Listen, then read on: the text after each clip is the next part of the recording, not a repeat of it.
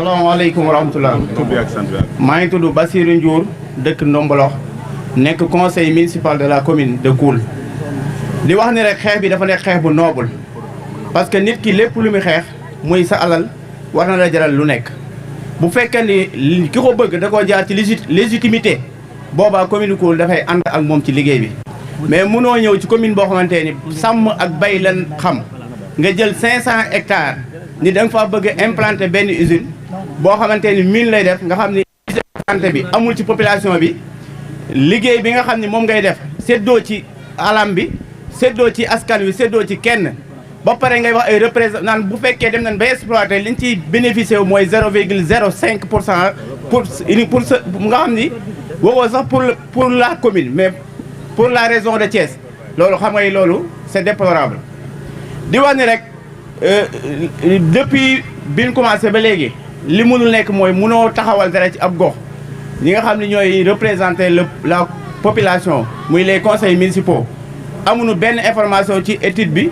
amuñu benn information ci impact environnemental boo xamante ne wax nga leen lii kat suñ ko defan sax dina mën a lii lay jariñ dëkk bi wala lii lay yàqal dëkk bi loolu da nga xëy un bon jour def say tableau ni phosphate nga war a implanter woo waa dëkk yi joxoo leen seen indemnité jéemoo xam seen naqar lu dul dañuy def jëfe di defi nag kii kooku comme man di doon dans la commune de Koul nous disons non parce que amul lenn lu ñu jaral ngay ñëw di implanter des mines ci près d'un village à 80 mètres ngay da nga ko bëgg def mine loolu kenn xamul lu mu ndool di wax ni rek askan wi yëpp nan gën a xam li ni jooy te xam ni lu noble ngeen di xeex nit ki nag sa alal na la jaral dund na la jaral dee non à l'exploitation. lii conseil municipal wax dëgg yàlla ñun amuñu ci benn information parce que bi loolu amee dañoo interpellé le maire ni ko monsieur le maire boobu ba léegi ñoo ngi dégg ci commune bi ay ñoo xamante ne ñoo ngi dugg ci àll bi di def ay sonde muy loolu moom il n'est même pas au courant c'est là que loolu la ñu tontu moom yëgul lu xew ñu ne ko nag mënoo jiite gox moom dëkk bi dara di am ci dëkk bi te mënoo am bonne information li ñu ko mën a wax ñu ni ko nag il faut chercher la bonne information bi ñu ko waxee loolu mu toog joxuñu benn information boo xam ne mën nañ koo téye ba xam ne ñii lii mooy seen yitte lii moo leen fi indi ba tout récemment ñoom ñu ñëw wàcc ci commune bi woote réunion di rendre compte parce que loolu rendre compte lañ ko mën a tuddee mooy dañoo bëgg def nangam mais nit ki alalam même boo ñëwee di jaar sàkk war nga waxtaan ak moom ba pare convaincre ko à des propos su fekkee dafa am ay jafe-jafe moom mu wax li nga xam ne mooy naqaram ngeen bokk partagé ko mais ñëw rek jël 500 hectares un bon jour amul indemnité koo xamante ni depuis maamam la commencé woon di bay toolam nga ñëw jël ko joxoo ko benn indemnité waxtaanoo ak moom lu ñëw rek jël naa suuf loolu yaakaar naa dafa yomb trop. kon asalaamaaleykum waa commune Koul Abdoulaye Sall moo leen di nuyu en tant que président de la zone de navétane de Koul. en tout cas wax ji du gudd comme ni ko ñëpp waxee rek lii xeex la boo xamante ni commune Koul bi yëpp la yitteel te incha allahu rabbi jeunesse Koul door na tey taxaw jëmale ko incha allahu rabbi dans l'avenir képp koo xamante ni ñëw na ci commune bi pour bëgg a nangu li ñu yor dañuy bañ lànk parce que fii ñun fi leen juddu suñu passé dafa lié ak ces terres là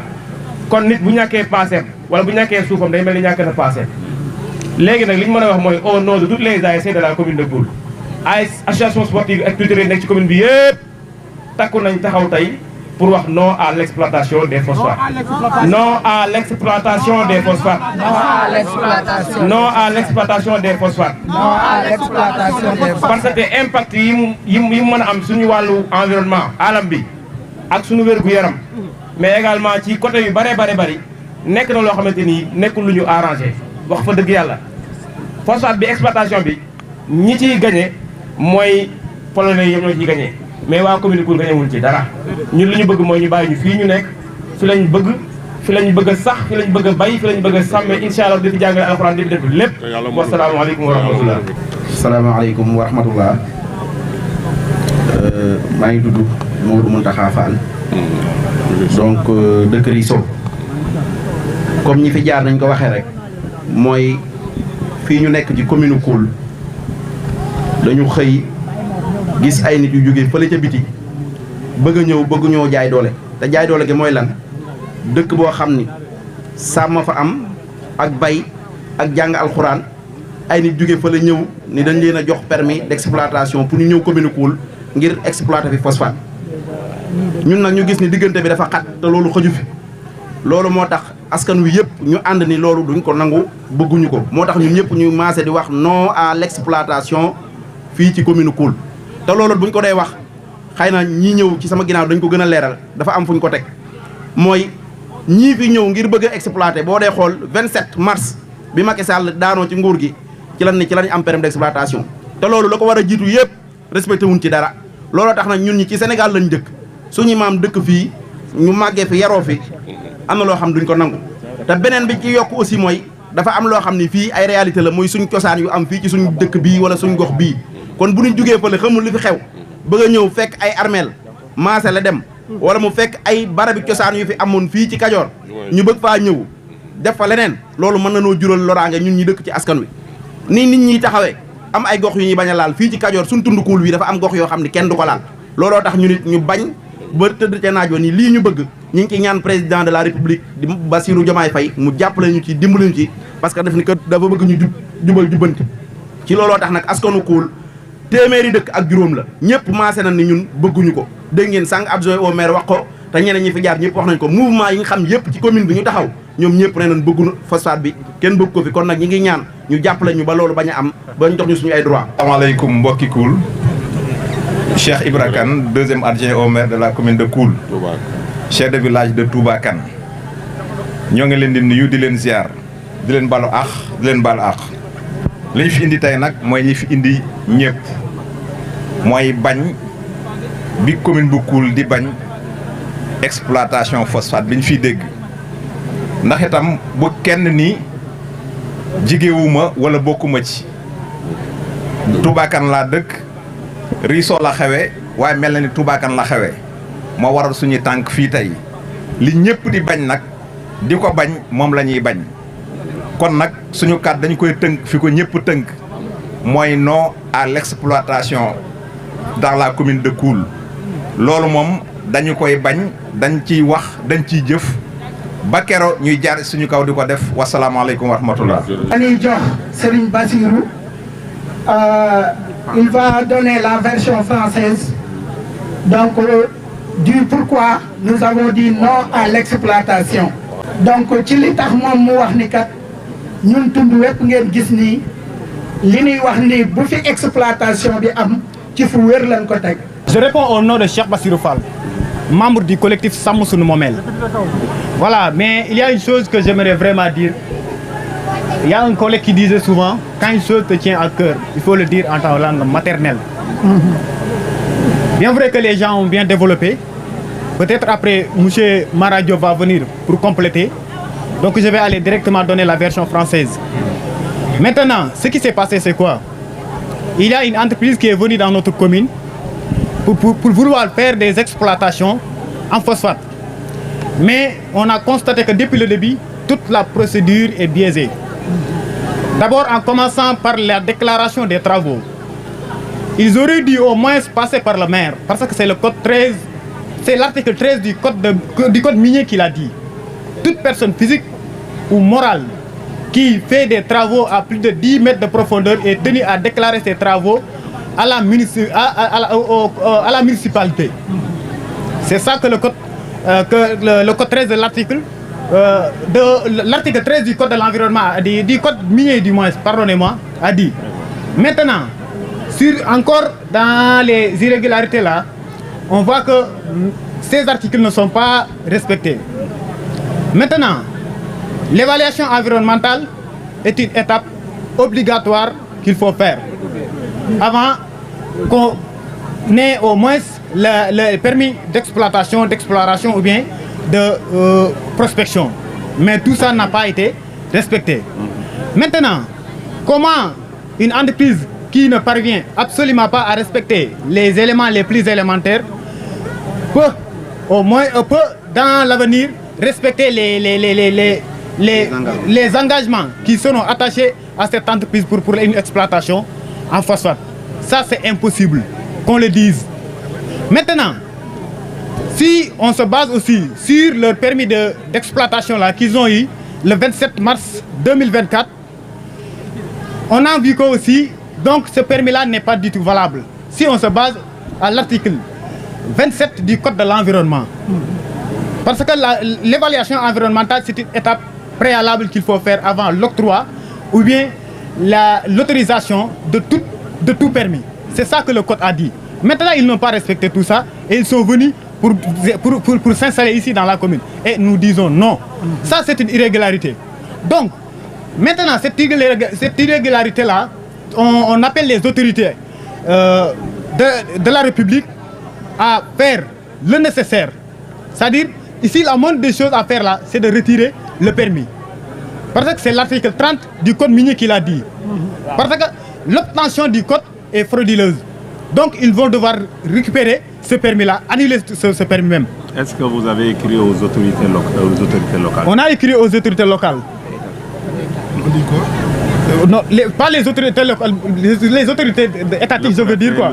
Le préfet, on a écrit, le sous-préfet, on l'a écrit, le gouverneur en même temps, on l'a écrit. Et le ministre même. Le maire a été au courant? Le maire, il a dit qu'il n'a pas été au courant. Mais là aussi, on peut dire qu'il a une responsabilité là-dessus. Parce qu'en tant que dirigeant, tu dois connaître tes prérogatives. Et c'est l'article 13 du Code minier qui a dit que donc celui qui doit faire ces travaux-là de plus de 10 mètres de profondeur doit au moins passer par la municipalité. Ils ne l'ont pas fait. Et lui, il s'est laissé faire. Donc ça, c'est une faute de sa part. Aujourd'hui, vous êtes plus de 100 villages à être là pour battre le macadam. Vous faites ce premier geste pour faire entendre, mais s'il n'y a pas de solution, qu'est-ce que vous comptez faire? Bon, nous pensons qu'il y aura solution. Parce que les nouveaux dirigeants là, c'est eux qui ont lancé leur fameux Djubal Djubanti. Donc je pense qu'ils vont faire les Djubanti de ce côté-là. Là, on n'a pas vraiment peur. Là, on n'a pas vraiment peur quoi. Maintenant, l'autre chose qui reste là, tout à l'heure on l'a dit, on les a octroyés 495 hectares. Et là, nous interpellons directement M. Mabouba Diagne. Nous lui disons que c'est 495 hectares cultivables qu'on a donnés à une société. Et si on se base sur les barèmes là, les 90% du chiffre d'affaires là va revenir à la société, les 10% va revenir à l'État et les 0,5% va revenir à la municipalité. Alors que ici, ces terres cultivables là, nous, en tant qu'acteurs des terres, on les cultivait avec nos propres moyens de bord. Maintenant, ils n'ont qu'à investir dans ces 495 hectares là. La main d'œuvre est là. Vous voyez là, il n'y a que des jeunes qui sont prêts à aller dans les champs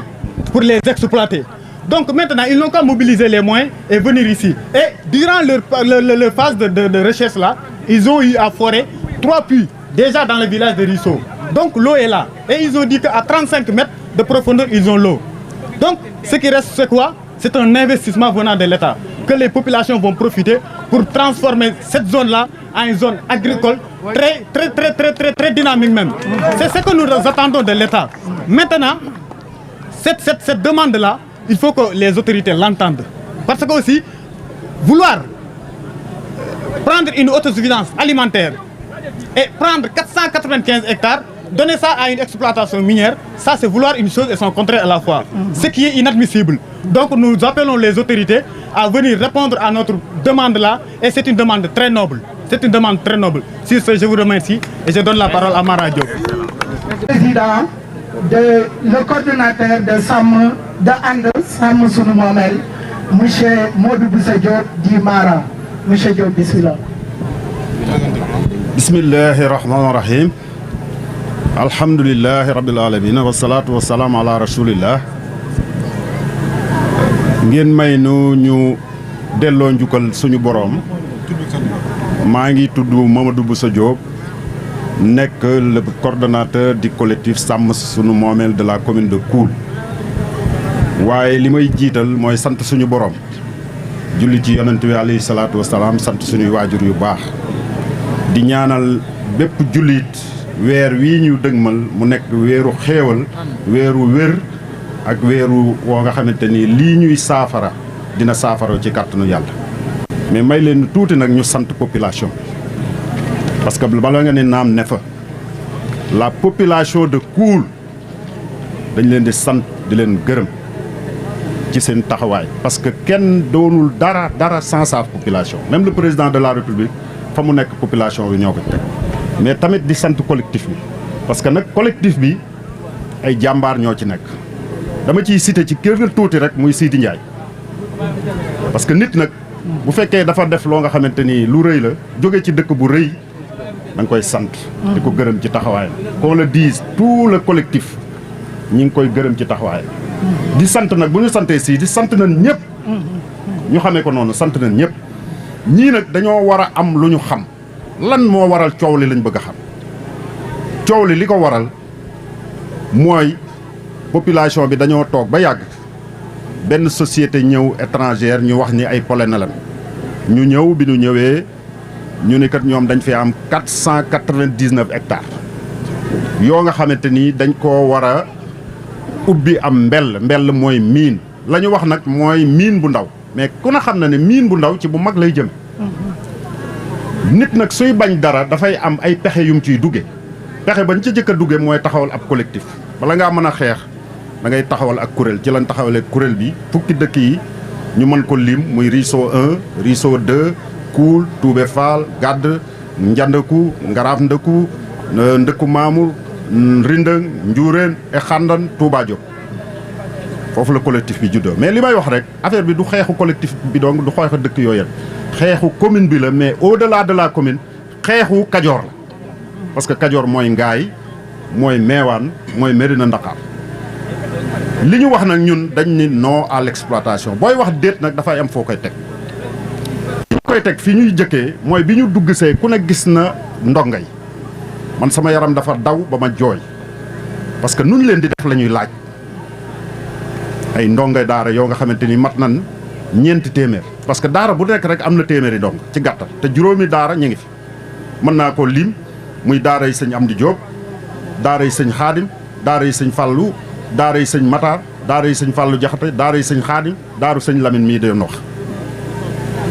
ñoo ñëpp nag ñu tënku ci xalifa bi muy sëñ Baaxee Fa di xalifa sëñ Modou Fall ak seen li ñu bañ ci point bu jëkk lu tax nunguwun ko xaju fi mooy fii dëkku diine la Sëriñ Touba moo dem tarbiyewu Modou Fall ak seen moo tarbiyewu sëñ Touba bam seexal ko ni ko demal Toubé Fall nga sax fa Momar Anta Sali am na fii ñetti weer ba am fi soxna mais lañ fi def dañ ko mën a dindi ñun di dem feneen looloo tax ñu ne non sur le plan religieux beneen bi boo demee Touba Diop moom la sëñ Touba mujj a samp ci ay Touba maanaam moom la mujj a digle ñu samp ko muy Touba Diop di kër sëñ Massamba Gàmm waaw mais Touba Diop dañ koy toxal waa Touba Diop dañ koy nungu waa Xandan dañ koy nungu xalaatuñ ko am na ku taxawoon fii sàng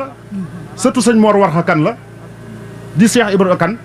moom moo ànd ak sëñ Touba sëñ Massamba Gàmm demoon Xomaak ak sëñ Mandag Gay sëñ ma xonn Kanji ñun ay figure lañ am li Koul am kenn amu ko foofu lañ taxaw ne non à l'exploitation du point de vue religieux Koul li mu am kenn amu ko fii rek la Alaaji Maalik titre foncier muy Fass Jaksa waaw ñu bëgg ñu far ñun ñi nga xamante ni ñun ñooy daalil ji sampan fii ki moom dëkk bii moomoon ko di jaraaf def na 44 ans de règne ci chef de canton keroog bi ko tubaab bi interpellé ni ko waa yow lu tax bi sa morom yi jàng-jàngo mu ni damaa jànge woon jub kon jubanti jubal du tey lu yàgg la jam mag ña la fii li fi fàkk ak li ñu fi def kenn du ko fi bàyyi di dem fenn loolu muy beneen bi ñun ay baykat lan ay sàmmkat la ku fi jàng ba am diplôme bay wax làkku nasaraan sa waajur moo la fayal lam la fayal ci mbay ak sàmm la ko jële loolu wér na muy ñaar ñetteel bi dama wax démb ni xool leen kenn ku ne da ngay xool ca ña nga méngool xool leen ICS Taïba Mboro Daaru Xudóos Tiwaawan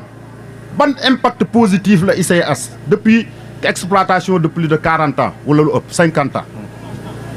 mais lan ñee dëkk yooyu dara muy ñetteel boo nga xam ne dañ ne non parce que nit ki bala nga ne naam ne fa beneen aspect bi mooy aspect environnemental li am Kajoor féex mi fi am li fi am amul fenn c'est un point boo nga xamante ni dëkkuwaay la ndax lu tax tey jii ñi ngi wax autoroute Dakar Saint-Louis mais bretelle bi mi ngi génne ci Ndiak mais kon ñun ku ñuy andil ay projet de développement da nga ñuy andil loo nga xamante ni askan wi mën na cee jariñ li ñu bëgg a dégg mooy boo duggee fii ci Diacksao li ñuy wax la vallée du Karkar boo demee da ngay gas ñetti mètre ñeenti mètre juróomi mètre nga am ndox c'est plus de 200 hectares tey jii loolu mën na nekk les Niayes bis de Koul la am ci Niayes ba mën naa am foofu pourquoi ñoom waxuñu ñooñu ñu investir foofu ci ndox 3 mètres 4 mètres nga am ndox population baa ngi nii jeunes yaa ngi nii war a liggéey mais kuy investir da ngay investir sur des créneaux de développement le phosphate n'amènera pas le développement à Koul moo tax ñu ne non lu tax mënu koo andi parce que tey jii boo demee bailleur bi lu mu am 65% de l'investissement maanaam société bi ñuy taxawal 65% Enovis moo koy yor les 25% privés bu ci benn doomu Koul yaakaar ci 25% 10% yi c'est l'État 0,5% yi la ñuy wax le fonds minier nga bokk kook 695 collectivités locales mais ñun loolu taxu ñoo jóg ñun on a des ressources humaines de qualité ay doom ak i jarbaat ak i gone lañ am yoo xam jàng nañ leen war a jàng booy doxal am réew da ngay xool sa qualité ressources humaines nga exploité ko fii ay géologue a ngi fi ay environnementaliste a ngi fi ay lépp a ngi fi ay architecte a ngi ay lépp a ngi fi ñooñu lañ soxla tey woo leen ci xeex bi ñu andil ñu des projets de développement pour contrecarrer ça beneen bi am na ku ko wax keroog Enovis nee na ko tubaab bi mu ne ko est-ce que di nga indi sa doom mu ñëw dëkk Koul di nooy phosphate di tëdd ci phosphate bi déedéet duñ fi tabax villa duñ fi am cabanon léegi nag ñu ni petite mine ci grande mine lay dem bu boobaa dañuy jóg te ñun dañoo parewul pour dem du ci diine du ci culture du ci géographiquement duñ demunu moo tax ñu ni non à l'exploitation am na ko ko wax sànq xam nga nit ñi yabaatewul ci jamono jii ñu toll nañ ko def ñu ne nañ ko waxtaane su ma la nee dama lay indil sax àjjana mais nañ ko waxtaane mais depuis 2 ans laa lay wax amul benn réunion boo nga xamante ni collègue kii tenir nañ ko pour wax ci li nga xamante ni mooy phosphate loolu yabaate la damay dégg ñu naan maire yëgul wala conseil municipal yëgul non man d'accorduma loolu quoi ndax sa kër nit mënu faa ñëw gis fa ab soxna di ko labat ba takk ko ba waajaa mu dem sëyi nga ne yëguma ko man je suis pas d'accord il faut qu'on se dise la vérité aussi dañuy wax dëgg loolu mënul nekk mënoo yor sa kër yor fam njegemaar ñu ñëw di ko labat ba takk jot ba way yenn yóbbu nga ne yëguma non c'est pas possible nit ñi aussi bu ñuy wax dañuy wax dëgg loolu rus naa wax sax loolu rus naa wax parce que boo ko waxee àdduna dañ lay jéppi parce que tu es là pour la population tey jii il devait être devant la lutte là parce que mooy jëwriñu gox gis nga nit sooy ànd ak moom da nga koy wax dëgg parce que dëgg googu moo koy jariñ boo ànd ak nit nag mu lay jay xamal ne dina la tàbbal ci kam c'est ça la réalité kilifa yi nañ leen di wax dëgg moo koy dimbali ku koy dimbali wax ko loolu il doit être devant cette lutte là parce que c'est le premier magistrat de la loolu ñun loolu lañ gëm quoi te loolu lañ koy digal aussi quoi il n'est pas trop tard. léegi autorités yooyu yëpp yëg nañ ko. yéen yéen a ngi door xeex bi mais su ngeen amul satisfaction ci xeex bii. nan lay demee. mën na bañ a am tamit.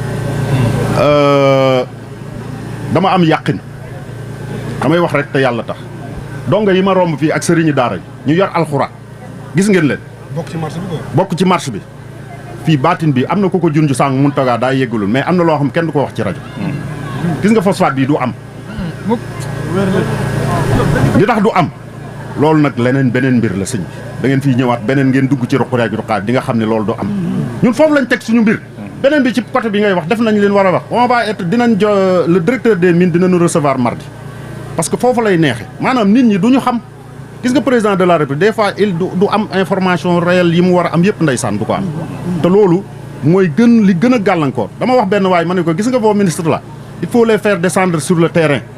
à la base le développement c'est à la base ñu may nopp nit ñi may leen ay gët di leen déglu mais bu fekkee da nga nekk ci say salon climatisé gars yi di la indil ay rapport doo xam li xew ñun nag incha allah mardi dinañ daje ak le directeur des mines en délégation wax ko li nga xamante nii nag moo nekk parce que ñii dañ ñoo bëgg a sàcc yii ci des nag duñ ci ñëw mooy ay affaire code ak ay code minier yooyu njàngum gone la ña ngi koy farañ fàcce di ko defee nañ ko ware bu ñu taxawee ci kii bi dina xam ni ñooñu am na luñ jàng am na luñ xam